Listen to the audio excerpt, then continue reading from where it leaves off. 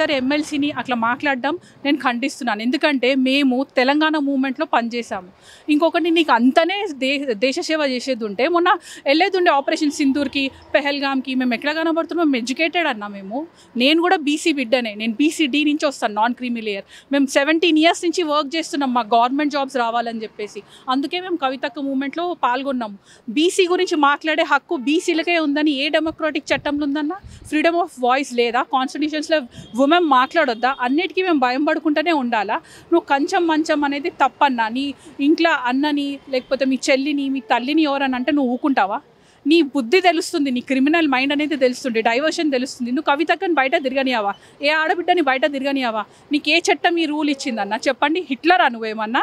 రోమ్లో కూడా king Nero ఉండే, Rome కాలిపోతుంటే వాడు వాయిలన్ బజాయించుకుంటుండేనంట. తుగ్లకున్నావా నువ్వేమన్నా? గోల్డెన్ ఎథిక్స్ అనేది తెలియదా నీకు? నీకు ఒకటే క్వశ్చన్ అడుగుతున్నా, ఆమె పర్సనల్ లైఫ్ గురించి నీకెందుకు? నువ్వేమన్నా స్పై కెమెరావా లేకపోతే ఆటోమేటిక్గా సపరేట్గా అయ్యా ఇంటెలిజెన్స్ ఉందా నీకు? కవిత వాళ్ళ అన్నతోటి మాట్లాడుతుందా లేదా? కవిత వాళ్ళ నాయనతోటి మాట్లాడుతుందా లేదా? ఆడంగోళ్ళ సబ్జెక్ట్ ఎందుకన్నా నీకు? ఏమన్నా ఇది దీనికి పాలిటిక్స్కి ఏమన్నా విమర్శించే సబ్జెక్టేనా ఇది? నీకు వాళ్ళ పర్సనల్ లైఫ్ గురించి నీకెందుకు? యాజ్ ఏ ప్రజాసేవ ప్రతినిధిగా నీకు ఏదన్నా డెమోక్రటిక్గా లేకపోతే పొలిటికల్ వ్యూస్లో ఏమన్నా అడిగేది ఉంటే అది అడుగు నువ్వు. చూడు, ఎందుకంటే ఇద్దరు రాజకీయాల్లో ఒక ఉన్నతమైనటువంటి పదవిలో ఉన్నారు. ఎమ్మెల్సీ కవిత కావచ్చు, ఎమ్మెల్సీ నవీన్ పాండే కావచ్చు.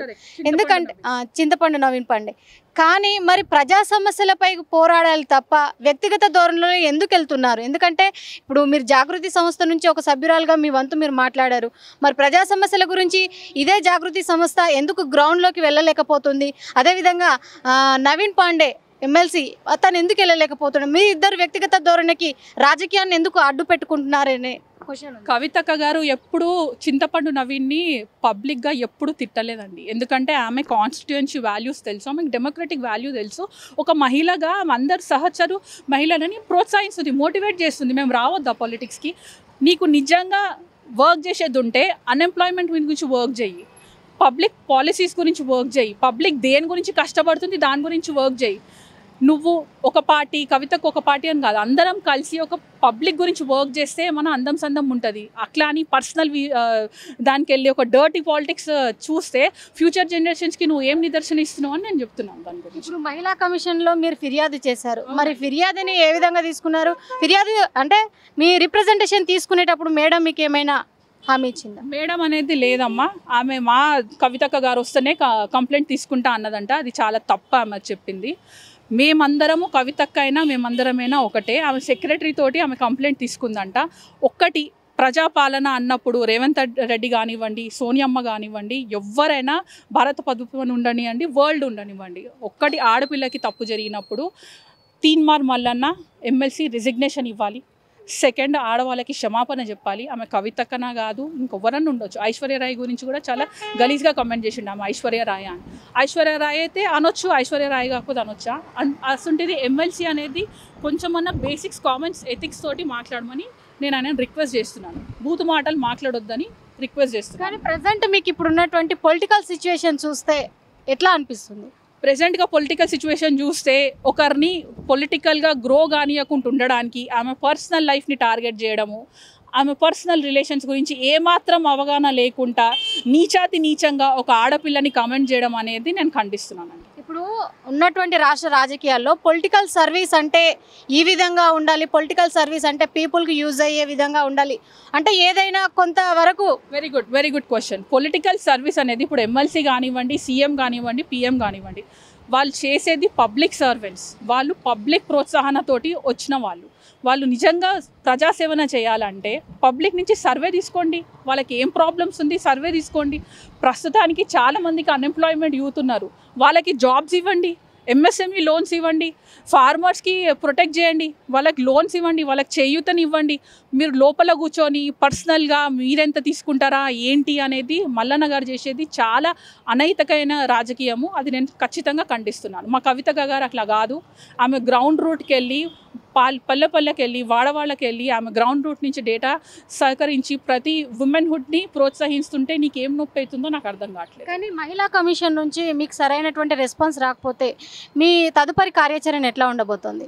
ఇదే నిరసన చేస్తామమ్మా మేము. ప్రతి కాలనీలో ప్రతి రోడ్లో వెళ్ళి ప్రొటెస్ట్ చేస్తాం. మొన్న మా వాళ్ళు కూడా తీన్మార్ మల్లవన వాళ్ళ ఆఫీస్కి ప్రొటెస్ట్ చేయడానికే వెళ్ళినారు తప్ప ఆయన మీద దాడి చేయడానికి వెళ్ళలేదు. అక్కడికి వెళ్తే మా మహిళా సభ్య మీద అనైతికంగా దాడి చేసిండు వాళ్ళ సెక్యూరిటీ గార్డ్. అందుకోసమనే వాళ్ళకి రోషం పౌరుషం వచ్చింది తప్ప ఆడ నిన్ను కొట్టడానికో. తీన్మార్ మల్లన్న ఆఫీస్లో ప్రస్తుతం చూస్తే ఎందుకంటే బుల్లెట్ తోటి కాల్చినటువంటి మన సిచ్యువేషన్ ఉంది. ఇంకొకటి ఏంటంటే ఫర్నిచర్ కూడా చాలా వరకు ధ్వంసం చేశారు. అక్కడ ఉన్నటువంటి మిర్రర్ అద్దాలను కూడా పగలగొట్టారు, వాళ్ళ దుర్భాషలాడారు. ఇదంతా సీసీ రికార్డులో ఉంది. మరి దీనికి సీసీటీవీలో రికార్డు ఉంది. I agree. అక్కడ మేము ప్రొటెస్ట్ చేయడానికి వెళితే మా మహిళా సోదరి మీద తగలన దగ్గర చేయేసిండు సెక్యూరిటీ గార్డ్. అందుకోసమని వేరే మా అన్నలకు అందరికీ కోపం వచ్చింది, మా అక్కలకు అందరికీ కోపం వచ్చింది. కాబట్టి అక్కడ సిచ్యువేషన్ అనేది అవుట్ ఆఫ్ కంట్రోల్ అయింది. నీ దగ్గర ప్రొటెస్ట్ చేయనీకి వస్తే నువ్వు మాటల వైఖరి నీకు ఇంట్లోనే చక్కగా మాట్లాడవు, నువ్వు ఏం మాట్లాడుతున్నావు నీకే అర్థం కాదు. అట్లాంటిది అక్కడ ప్రాబ్లం అనేది సీరియస్ అయింది.